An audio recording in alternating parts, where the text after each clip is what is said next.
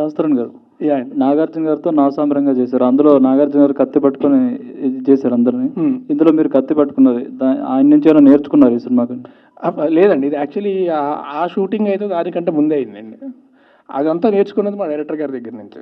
Okay, ఆయన పక్కన తెరవడం చూసి నేను కూడా ఓకే గట్టిగా ఎలా చెప్పాలన్నమాట. చాలా నేర్చుకున్నాను అనమాట. అదే ఫస్ట్ టైం యాక్షన్ సీన్స్ చేస్తున్నారు కదా, ఎలా అనిపించింది?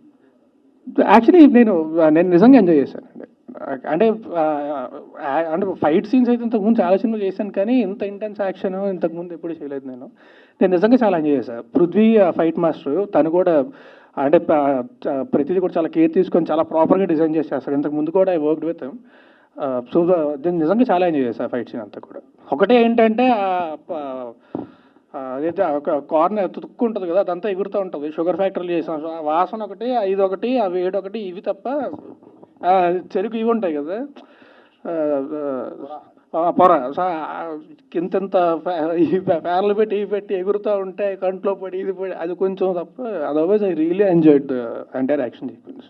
ఓకే అండి, విషయాలు